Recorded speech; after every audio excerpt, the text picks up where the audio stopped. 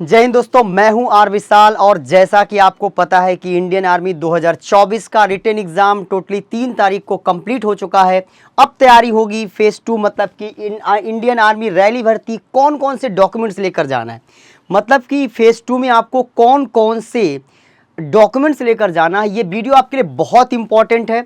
अगर इसमें आपने कहीं भी कोई मिस्टेक कर दिया तो सारा किए धरे पर पानी फिर जाएगा दोस्तों। तो एकदम इत्मीनान से आप एक एक, क्योंकि आपको पता 18 से 20 टाइप के डॉक्यूमेंट्स हैं और कुछ ऐसी बातें हैं जो बच्चों को समझ में नहीं आती कि आखिर ये है क्या।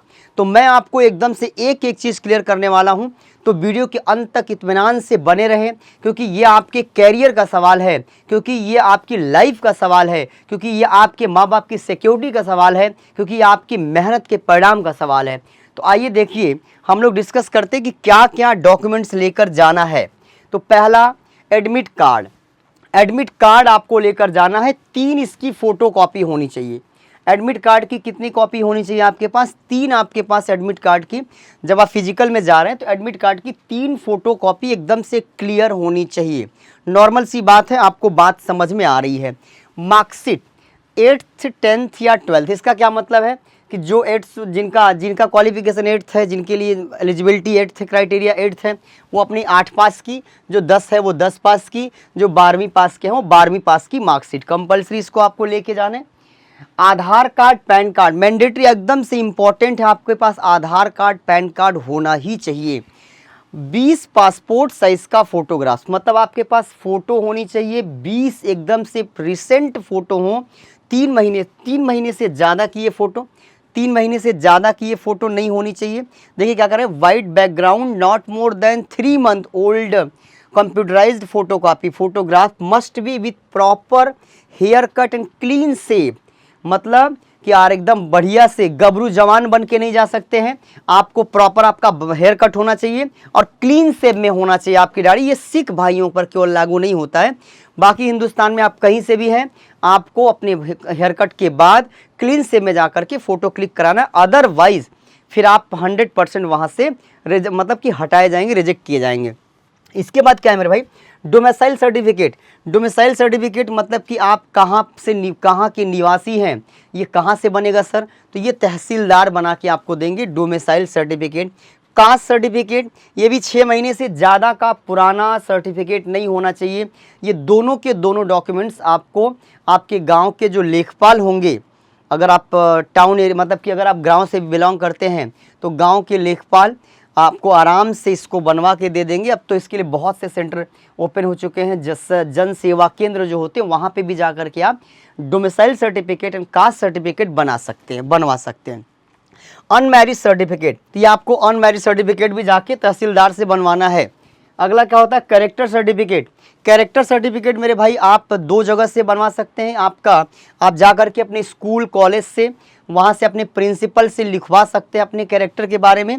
और गांव के, अगर आप गांव से बिलोंग करते हैं तो आपके गांव के प्रधान मतलब सरपंच, और अगर आप टाउन एरिया से बिलोंग करते हैं तो आपके पार्षद जो होंगे वो आपको आपके कैरेक्टर सर्टिफिकेट के बारे में बताएंगे कि ये बंदा जो है रोज़ इधर उधर दिखाई देता है, लेकिन इसका कैरेक्टर बहुत पाक साफ है, अभी कोई दाग धब्बा इसके ऊपर नहीं है।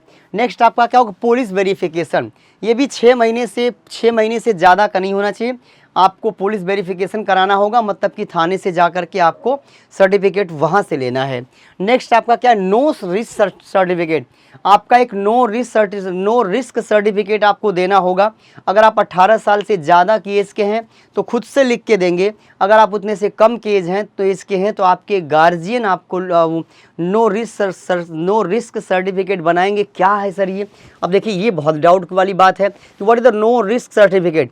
ये वो सर्टिफिकेट है जिसमें आप ये अप्रूव करेंगे, जिसमें आप ये ओथ लेंगे, जिसमें आप ये कमिटमेंट करेंगे कि अगर ट्रेनिंग के दौरान मुझे कुछ हो जाता है तो इसकी गारंटी मतलब कि ये मतलब आर्मी की नहीं है, ये गारंटी मेरी है, मैं इसके प्रति रिस्पॉन्सिबल हूँ अगर मुझे कुछ हो जाता है तो। अगर आप 18 ईयर से ज़्यादा 18 या 18 ईयर ज़्यादा है तो खुद ही लिखेंगे, अदरवाइज आपके गार्जियन, मदर फादर या गार्जियन जो भी होंगे वो। बॉडी टैटू सर्टिफिकेट, तो देखिए बॉडी टैटू सर्टिफिकेट का मतलब क्या है, अगर आप ट्राइबल एरिया वाले जो हैं, जो आदिवासी लोग हैं, ट्राइब्स वाले मतलब ट्राइबल एरिया से बिलोंग करने वाले लोग हैं, उनके बॉडी पे कहीं भी टैटू हो सकता है। बस ट्राइब्स को छोड़ करके बाकी किसी भी बंदे का टैटू कभी भी मतलब हाथ के बाहरी हिस्से पे नहीं हो सकता। इस साइड आपका टैटू हो सकता है लेकिन इस साइड आपका टैटू नहीं हो सकता, सीधी सी बात है, इसका भी ध्यान रखिएगा। रिलेशन सर्टिफिकेट आपको देना होगा। रिलेशन सर्टिफिकेट के साथ साथ स्पोर्ट अगर आपके पास है तो अच्छा, ये रिलेशन सर्टिफिकेट क्या है? अगर मान लीजिए कि आप एक्स सर्विसमैन या वर्तमान समय में आपके फादर या मदर कोई भी सर्विस में है, या आप किसी शहीद विधवा के पुत्र हैं, या मतलब कि या आप स्वतंत्रता संग्राम सेनानी के परिवार से बिलोंग करते हैं, तो अगर आपका इनमें से कहीं भी कोई रिश्ता है तो उसका भी प्रमाण आपको देना पड़ेगा। रिलेशन सर्टिफिकेट ये है। नेक्स्ट आपका है स्पोर्ट्स सर्टिफिकेट। अगर आप स्पोर्ट्स में भाग लिए हों तो ज़रूर आप अपना स्पोर्ट्स सर्टिफिकेट लगा सकते हैं। Non judicial affidavit, non judicial affidavit. अब ये देखिए नॉन जुडिशियल एफिडेविट ये क्या है? तो इस पर आपको 10 रुपये के स्टैम्प पर एक एफिडेविट बनाना है जिसमें आपके द्वारा ये बात कही जानी है कि जो कुछ डिटेल, जो कुछ डॉक्यूमेंट्स, जो कुछ डिटेल हमने दिया है, जो भी हमारी तरफ से कही गई बातें या दिया गया प्रमाण है, सब सही है और इनमें से कुछ भी गलत पाए जाने पर हमारे सिलेक्शन को निरस्त किया जा सकता है। ये आपको बताना है नॉन जुडिशियल एफिडेविट के माध्यम से। आपको अपना फैमिली डिटेल भी देना। अब ये कहाँ से आएगा मेरे भाई? या आपके जो गांव के सरपंच होंगे या टाउन एरिया में आपके पार्षद जी होंगे, वहाँ आप जाएंगे तो आपको गांव के लोगों को पता होना चाहिए कि कुटुंब रजिस्टर होता है, वहाँ से आपकी फैमिली की डिटेल मिल जाएगी और वहीं पे सरपंच जी आपको आपके कैरेक्टर को भी, character certificate not older than 6 month, proof of date of birth, आपके जन्म मतलब कि डेट ऑफ बर्थ का जो प्रमाण पत्र है, या तो स्कूल, जैसे मान लीजिए कि हाई स्कूल के बाद हैं आप, तब तो आपके पास आपकी मार्कशीट में लिखा हुआ डेट वही ऑथेंटिक मान लिया जाता है। मान लीजिए हम हाई स्कूल के नीचे वाले, तो उनके लिए सरपंच भी प्रमाणित करके दे सकते हैं। नेक्स्ट आपका एनसीसी सर्टिफिकेट, एबीसी, अगर इनमें आप एनसीसी में भाग लिया आपने, अगर आप है आपके पास, ये तो मतलब ऐसे हैं जो आपके पास अगर है तो एनसीसी सर्टिफिकेट आपको, एबीसी जो भी है, आईटीआई सर्टिफिकेट, डिप्लोमा सर्टिफिकेट अगर ये आपके पास है तो, और अगर 19 साल से ज़्यादा, 18 साल से ज़्यादा की एज है तो ड्राइविंग लाइसेंस, मतलब ड्राइविंग लाइसेंस अगर आपके पास है तो, लेकिन धोखे से बनवा लिया 19 साल 18 साल से पहले तो मत लेके जाना भाई। 19 साल 18 साल से ज़्यादा एज के अगर आप हैं तो आप ड्राइविंग लाइसेंस लगा सकते हैं। तो मतलब कुल मिला जुला करके ये क्या क्या डॉक्यूमेंट्स थे आपके? Admit card, marksheet, Aadhaar card, PAN card, Aadhaar card, PAN card, passport size photograph कितनी होनी चाहिए? 20 होनी चाहिए, मैंने बता दिया आपको, दाढ़ी मूछ नहीं होनी चाहिए। साथ ही साथ आपका हेयर कट होना चाहिए और आपका domicile certificate, caste certificate, domicile मतलब कि आपका निवास प्रमाण पत्र, कास्ट सर्टिफिकेट का मतलब आपका जाति प्रमाण पत्र, अनमैरिड सर्टिफिकेट मतलब ये बताना है कि अभी आपकी शादी नहीं हुई है, कैरेक्टर सर्टिफिकेट मतलब आपको बताना है कि अभी मेरे कैरेक्टर पे कोई दाग नहीं है, सही है। इसके बाद आपको police verification, no risk certificate. जब सबसे ज़्यादा ना समझ में आने वाली बातों में कौन कौन सी बातें थी? एक तो ये कि बच्चे को ये नहीं समझ में आएगा कि आखिर ये नो रिस्क सर्टिफिकेट क्या है, तो हमने आपको बता दिया कि आपको नो रिस्क सर्टिफिकेट ये बना के देना है कि भाई मुझे अगर ट्रेनिंग के दौरान कुछ हो जाता है तो रिस्पॉन्सिबल मैं हूँ। अगर आप 18 साल से कम एज के हैं तो आपके गार्जियन। दूसरा क्या नहीं समझ में आता? रिलेशन सर्टिफिकेट बच्चे को नहीं समझ, ये रिलेशन सर्टिफिकेट क्या है? हमारा जिससे रिश्ता ये भी लिख के देना पड़ेगा? नहीं।